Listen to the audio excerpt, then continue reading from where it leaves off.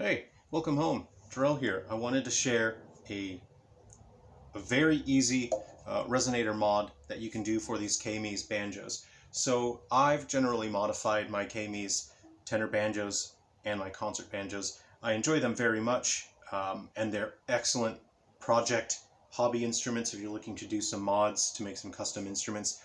They're an excellent price. I've got a couple reviews on them, but the mod that I'm showing you today is pretty simple. What it does is it opens up a space between the back and the body. That allows airflow in and out of the instrument, and it helps with tonal clarity. You're going to get way more tonal clarity and much more projection as well. So normally when you get these instruments, the back is screwed on entirely. There's no way for air to pass in or out. As you can see here, I've just used some timber screws, and they are solid. It's not going to slide up or down. You actually don't really, well, you absolutely don't need to put washers or spacers. I had ordered some felt, and I was going to put some felt in there in between, but then I was at the hardware store earlier, and I grabbed some screws, and I just thought I'd give them a try, and it turns out they hold in place. So what I've done is use timber screws. There we go. If you have a look at that, that's what I've used.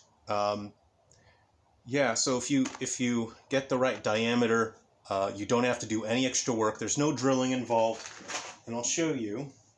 Here's the second one that I've done.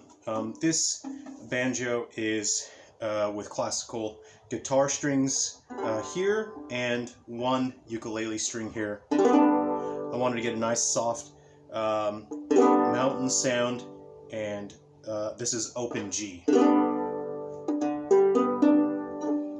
Now I haven't finished screwing on the back plate to show you how I've turned this into a more effective resonator. So it's not screwed on. What I have done is put the screws in first. So you want to put all 8 screws in until they all bottom out. Once you have the screws all the way through each hole, they won't push through. They will be quite solid. One tip that I will offer is to keep track of which part of the back is up. So which way it should return. What I have noticed with some of these instruments is that the holes are not equidistant.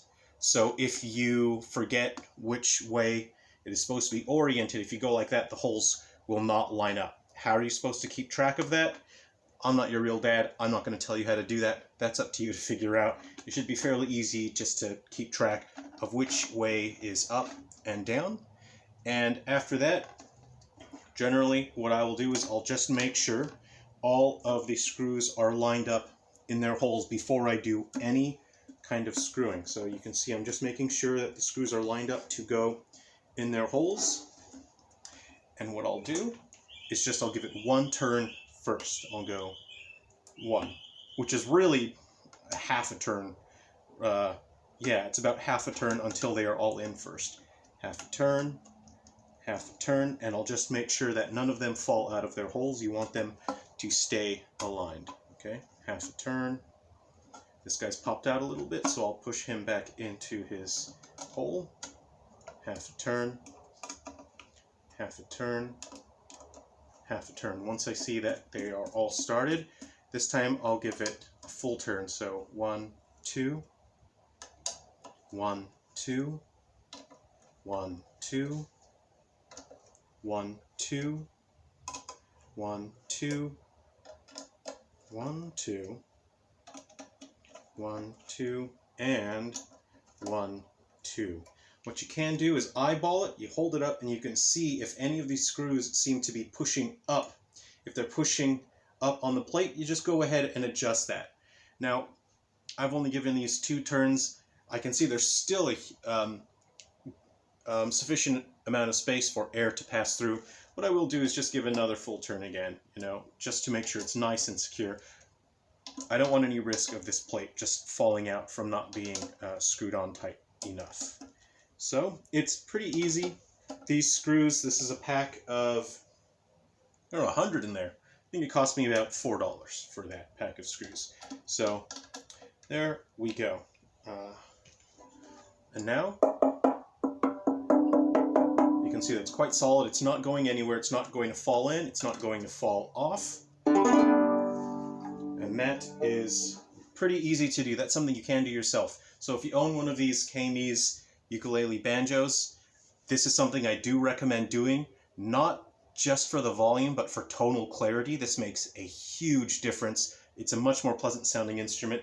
I'll just give you a quick look at this modification I did on this Kmise tenor banjo. I've added extra tuning machines. Unfortunately, they didn't line up. I thought I ordered machines that were the same type of key shape there, but it looks a bit different. So don't look at that. It's a little bit messy, but I've turned this into an octave banjo. Right now I have bouzouki strings on here. Next, I'll just put octave mandolin strings because the lower strings are a little bit rattly. So they're not ideal because bouzouki strings are a lower gauge than an octave mandolin string. But this is an octave mandolin. It's tuned an octave below a mandolin.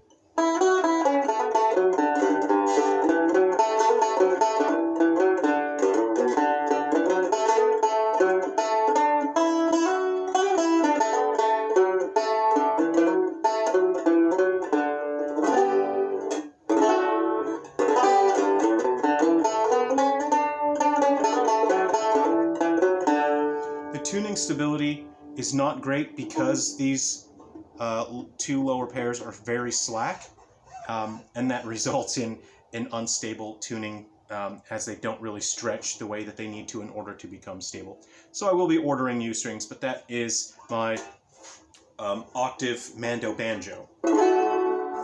Obviously those have gone out of tune. I only put the strings on yesterday, but yeah, that's what I wanted to share, is this Resonator Mod. I know Steve Strings has at least one of these Banjo Ukes.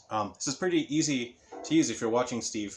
That's something I recommend. I think it has a way more pleasant sound. It's not muffled. If you leave it default where it's just screwed on, I think it was quite muffled. I didn't like the sound very much. So there you go.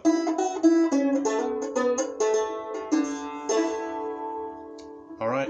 Come back home again soon. See you later. Take care.